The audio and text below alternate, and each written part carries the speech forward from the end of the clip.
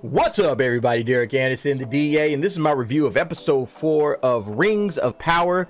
Man, look, this show is just bad. I mean, the show is just bad. It's just hard to watch.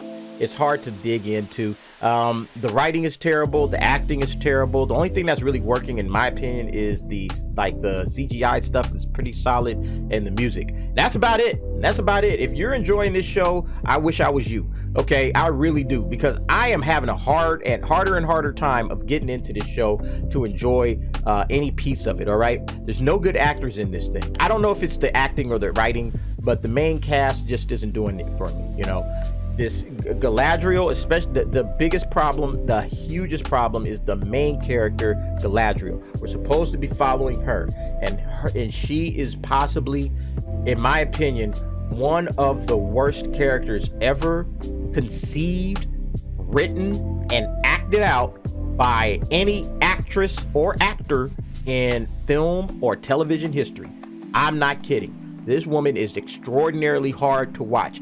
She might be a nice person in real life. I don't know her. But trying to get through an episode with her acting, it's like literally somebody is sticking bamboo shoots like under my fingernails. I'm like, gosh, can somebody come and save me from this? Get this woman off the screen. Hey, whatever you do, Amazon, I'm keeping it 100. Whatever you do, you got to get this chick either off the screen or recast or some acting lessons before you even start on thinking about a season 2. Okay? If this is your Galadriel, this chick is following Cate Blanchett. Think about this. Kate the Great played this role earlier, and this is the one that's coming behind her, you know, in a prequel scenario, but still she's coming behind the great Cate Blanchett.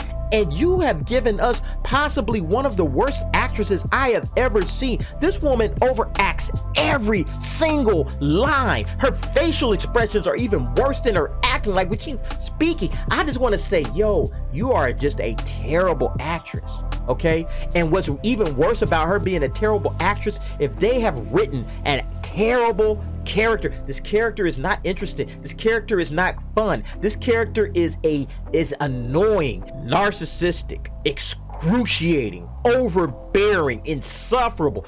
I mean, I'm serious. One of the worst characters ever, and she is the lead character in your $1 billion show. Amazon, you guys got to go back and do some soul searching. You got to find somebody else. I would get her up out of here, okay? Because I don't know if I could take another season of this. You know, they got to improve something. They got to figure something out. This character, Galadriel, is, man, it is literally nails on the chalkboard trying to watch this thing. But outside of that, like, the episode is just a nothing burger, right? Like, okay, it gave us a little bit more action. We can kind of start to see where this thing is going. So they're setting things up finally. It's been 3 episodes, by the way, folks. What are you writers doing over there? It's been 3 episodes and you haven't given us anything to latch onto, to sink our teeth into. All right, it's all set up. Okay, 4 episodes of setup. We finally start to get somewhere at the end of the episode. That should have been at the end of episode 1. The stuff that happened at the end of this episode is the stuff that you lead with, okay? All of the nonsense that's come before this, man, I don't care. I just didn't care about it, all right? But finally, I'm starting to see, okay, I can see where this thing is going now, you know, because now all the people are behind it. All right, we got to get all over there to the Southlands to help those folks because there's orcs over there. Evil is returned. We got to make sure that we take care of business. Okay, cool. And everybody did the I Am Spartacus thing, and everybody's getting ready to get up and take off to Middle Earth. All right, cool. At least that's a start. They're doing things. Before this, I'm like, this is just some aimless nonsense, you know? There was no through line at all from episodes 1 all the way through the middle of episode 4. None whatsoever. In the middle of episode 4, you know, Galadriel finally starts to connect with this Muriel chick, and next thing you know, now we're getting somewhere, okay? But before that, it was just events happening, okay? That's the worst kind of writing, where you just have events happening in a row. It's just, oh, okay, this happened. All right, now this happens. Okay, now the next thing happens, okay? We start to get names, we start to get places, we start to see things, you know, characters are saying conversations to other characters, but none of it has like a through line, okay? There's nothing connecting any of it to anything else, all right? That's one of the problems I have when they keep going back to these little Hobbit, Harfoots, whatever. It's like, that story has absolutely no business being in this particular show. You should just go ahead and make a Harfoot show if that's what you're trying to do, because that stuff, and thank God it wasn't in this, that's probably why this particular episode, I enjoyed it a little bit more because it didn't waste 10, 20 minutes going after these stupid little Harfoots and showing their society. I don't care what their society is like. I don't care about any of these characters. I especially don't care about the freaking Harfoots. Okay, I don't care about anybody, but they come in dead last. I mean, down at the bottom of the whole list of characters are those people. Who cares what's happening with them? They haven't given me any reason to care. They haven't made me want to, oh, this is interesting, let's see what happens. No, none of that. None of that is going on with this show. That's like the difference. That's what's so funny about the House of the Dragon coming out right now, because with the House of the Dragon, you can actually see like the themes developing themselves, right? You know, from episode 1, they didn't waste time. They jumped right into it, started showing, hey, here's what Viserys is dealing with. Here's who his problems are. Okay, here are the things that he's got to have to face and then iron out eventually at some point in time or another. And then episode by episode by episode, it starts to unfold. You start to see different characters, different motivations starting to unfold. Things are starting to happen in that show, right? And it's like it's been set up brilliantly from the first episode, and it's just flowed smoothly and seamlessly over the last 3 episodes. This thing, it's just like just been one big long cluster of setup, all right? And you think about it, like the first 3 episodes, they're 3 hours each. Imagine if you were watching the original Lord of the Rings trilogy, the extended editions or whatever, and it's only after 3 hours that we finally start to get somewhere. Imagine if you were watching that. You would be like, what? I'm out of here, man. You're leaving the theater. You're asking for your money back. What the hell is happening in this stupid movie? There's nothing that's happening. They're just setting everything up for whatever's supposed to come. You're supposed to be entertaining people right off the bat. All right? Get me invested. Make me care about what's happening on the screen. You're just going to show me a bunch of pretty pictures and, oh, here's this place, here's that place, here's the other place, here's this character, here's that character. Why should I care about any of it? The writers need to go back and learn how to write. I told you guys, Save the Cat. They got to go back to Save the Cat. Save the Cat is a great screenwriting book. They should go back to it, okay? At least they'll learn how to actually produce characters that people care about. This is just nonsense. Like the episode starts with Muriel, you know, having like a vision of Numenor being destroyed by a giant wave of water. And maybe that's like symbolic of what's supposed to happen. Like, you know, now that, you know, Galadriel has showed up and now they're joining in because everybody's going to join in and go fight the orcs. Maybe somehow that connects to some kind of fall of Numenor because, you know, when the little white leaves were blowing down, oh my gosh, signs and portents. All right, man, we got to get in here and do what we got to do. I get it. But at the same time, it's like, I don't care about these little small details, all right? You haven't made me care about anything else in this show. You haven't made me care about a single character, okay? I don't care about the events that are happening if I don't care about the people that the events are going to affect, right? That's why character work is important. I don't care about any of this stuff. They're boring me to death. Give me a character I can sink my teeth into, somebody that I can enjoy. I thought it was going to be Elrond and Durin, but even in this episode, it's kind of like they didn't really do anything with those two. Like there's this scene where there's a cave in, right? Like Elrond's been kind of sneaking around, looking around because Durin's hiding something from him. So it's like, okay, and you know, it's Mithril. Yeah, all right, big whoop. We understood that was going to be the thing. We saw that from the, like, what is it, episode 2? We knew that was going to be Mithril. All right, so he's hiding Mithril from him. Durin finally shows it to him, and then suddenly there's this big cave in and a collapse and dwarves are trapped, right? Now here was an opportunity, honestly, for Elrond and Durin to go have some kind of a friendship bonding scene, something that makes us connect to these people as characters, right? Oh man, they're gonna go down in there and save these dwarves. We're gonna see some teamwork from a couple of old friends, you know, who are just a little bit better than all of these regular other folks that have been on the screen. Nah, man, this is Elrond, this is Durin, these are our main characters. These guys are about to go down in there and save the day, and it's going to be exciting, it's going to be thrilling, it's going to be very, very interesting. I can't wait to watch this scene. This is going to be dope. Nope. We're not doing any of that. Elrond's sitting up there talking to Disa. Disa starts singing, oh, please help them. And then Elrond's just standing there pacing and getting worried. And then they talk about it later on. And then it's like, oh, yeah, everybody's good. Don't worry about it, guys. Everybody's safe. And it's like, that's how you did that, huh? That's how you did that. You writing sloppy hacks. Who hired these people? Who? You had a golden opportunity to really give us something, and you gave us nothing. Man, this is terrible writing. But going back to Numenor, you know, you got Pharazôn. I guess he's told, oh, there's a rabble of people causing issues. And this was like the funniest scene in this whole thing. And it's not funny for all the wrong reasons, right? Because, you know, he comes out to the people and he's saying, hey, everybody, you know, there's like a guy in the middle, the dude that Halbrand beat up in a couple of episodes ago.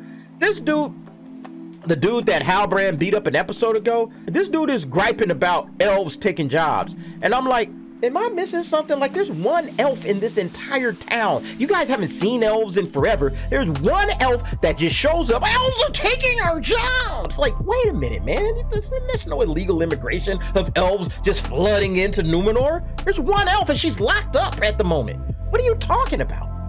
Like, this is insane. That's what I'm saying. Like, the writers just, I don't know what the hell is going on with these writers, but none of this stuff makes any kind of logical sense. I need to see logic. Like, why would this guy think that elves are coming to take their jobs? That doesn't make any sense. That makes no sense at all, right? And then Pharazôn shows up and he says, don't worry about these elves, we are men. And you know, he makes that little speech and everybody's, hey! Then he says the dumbest thing that has been said so far in this show, given the circumstances. He says, drinks all around. And I was sitting there like, all right, wait a minute, man, hold up. They're not in a bar. They're not in a tavern. They're out in the middle of the street in like a town square kind of scenario. He yells drinks all around and drinks start popping out, right? It's like all of these ladies come out with little trays of like wine on a tray. I'm like, what the hell's going on here? Where did this wine come from? Where did they come from? There was like one lady with like the little pitcher, like, oh, you might need a refill. Like, what the hell? What's happening? Who's writing this stuff? Drinks all around in the middle of a street, in the middle of a town square, and lo and behold, everybody started popping up. And like, I started to like really overthink this. I'm like, well, maybe like he set this whole thing up. So he knew he was gonna have this speech, and he knew he would get the men drunk so that they would be like willing to listen to him and stuff. So he said, all right, ladies, I'm gonna need you to stand there and there and there, and then make sure you all have these little, and these are dainty glasses. Like, these aren't goblets or anything. These are like just dainty little chalices, you know, filled with wine. And everybody's toasting and everything. Nobody drank, by the way. If you go back and look at that scene, nobody drinks one sip, but everybody's toasting. Hey, and I was just busted up with laughter. I was just like, this is so stupid. This is just dumb, man. This show is horrible. But yeah, the biggest problem still is Galadriel. I honestly can't believe they wrote this character. I can't believe that this character is being acted the way this character is being acted. I'm just stunned. I'm just stunned. This is a $1 billion show. This is supposed to be your bread and butter. You sank a ton of money into this thing. You have found possibly the worst actress to act this particular part. Maybe she's good in other stuff. Again, I don't have anything against her personally as a person, as a human being. Fine, be a bad actress in this particular show. I don't care. But man, it's hard to watch. It is like literally trying to watch a car accident over and over and over. Every time you see this woman come on the screen, it's going to be a car accident of acting right in front of you. Like, oh, I don't want to watch this. You know, it's like, that's how I feel. Like, literally how I feel. And the thing about it is she's the main character, so we got to see her more than anybody. And it's like you're trying to follow the story and there's nobody else over on her side of things that's worth following. Like, sometimes you can deal with the bad lead and it's like, okay, but you know, I can watch this like other person, and you know, this other person is kind of charming and kind of interesting. Funnily enough, it's kind of like how Morbius was, where it's like, as shaky as that whole thing was, watching Matt Smith was enjoyable. I was like, all right, Matt Smith is at least doing his job. He's enjoyable, but like nobody else is working in this thing, right? It's the same exact thing with this particular show, right? Except there's no Matt Smith in this show to save it, right? And in her particular part of the show, there's Halbrand. Halbrand is kind of like, you know, maybe interesting, or he could be interesting, but they're not giving him anything interesting to do. You have Muriel. Muriel is almost just as bad as her. The actress is a lot better, but the character is just annoying. And then you got this Pharazôn guy, and it's like, and then what's the other dude? Elendil. I mean, he was just like there. Like, I actually don't mind this character so much, but he was just there on this last episode. He just kind of pops up, hi guys, and then that's it. They don't really have anything for him to do. And if the drinking stuff was the funniest part, the dumbest part was the whole Adar scene, where Adar just, you know, he captures Arondir, right? And he turns out Adar is a dark elf or evil elf or bad elf, whatever you want to call him.